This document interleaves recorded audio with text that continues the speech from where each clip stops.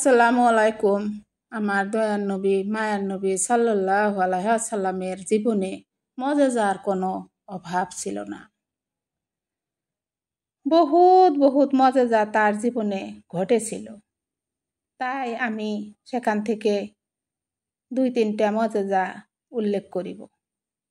Number 1, মদিনার মসজিদে নববীর মিম্বর তৈরি হওয়ার পূর্বে হুজুরে পাক সাল্লাল্লাহু আলাইহি ওয়াসাল্লাম একটি কাঠের খুঁটির সহিত ঠেস দিয়া দাঁড়াইয়া খুতবা দান করিতেন। কিছুদিন পর মিম্বর তৈরি হইয়া গেলে তিনি ওই খুঁটিটির বদলে মিম্বরে খুতবা দান করিতেন। তখন কাঠের খুঁটিটি হুজুর পাকের পবিত্র পিঠের স্পর্শ হইতে বঞ্চিত হইয়া ক্রন্দন করিতে করিতে অস্থির হইয়া পড়িলেন। মসজিদের সমস্ত মুসল্লি শুনিতে পান যে ওই খুঁটিটির ভিতর হইতে কান্নার সুর ভাসিয়া আসে, সুবহান আল্লাহ, সুবহান আল্লাহ, আলহামদুলিল্লাহ। তখন হুজুরে পাক সাল্লাল্লাহু আলাইহি ওয়াসাল্লাম ওই খুঁটিটির সঙ্গে আলিঙ্গন করিয়া উহার উপরে হাত বুলাইয়া দিলে খুঁটিটি সান্ত্বনা লাভ করে উহার কান্না বন্ধ হয়।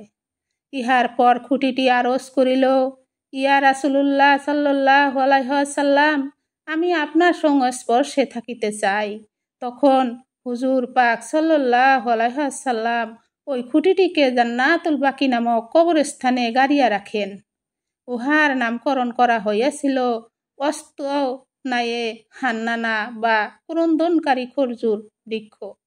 দুনিয়ার কোটি কোটি মুসলিম এখনো সেই খাম্বা ধরিয়া কাঁদিয়া থাকে, সুবহান আল্লাহ, সুবহান আল্লাহ।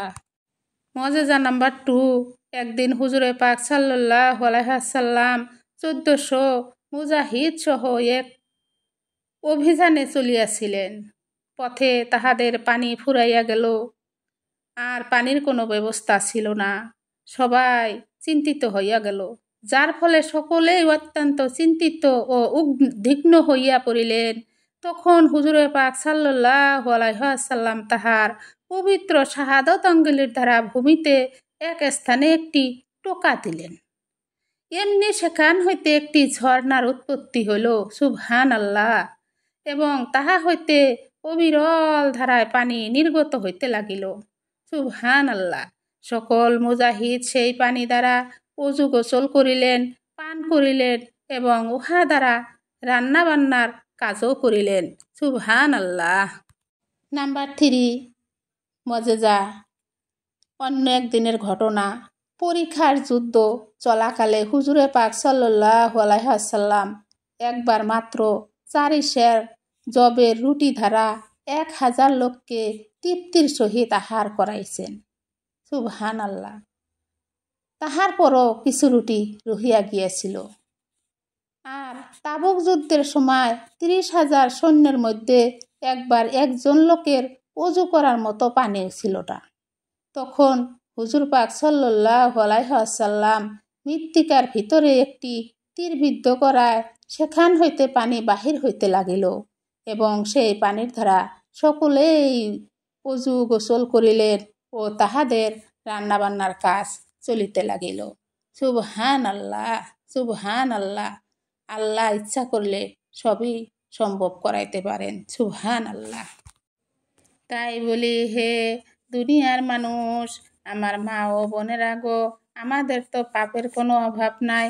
আমার নবী যখন মিরাজ গমন করছিলেন তখন তিনি স্বচক্ষে দেখে আসছেন দোজখে মহিলার সংখ্যা বেশি। তাই মা ও বোনেরা, আমরা যখনই সময় পাব দরুদ শরীফ, কলেমা, আস্তাগফার পড়ার জন্য অভ্যস্ত হব। আমরা যখনই সময় পাব যে ছোট ছোট সূরাগুলো আছে সেগুলো আমরা পড়ার জন্য চেষ্টা করিব।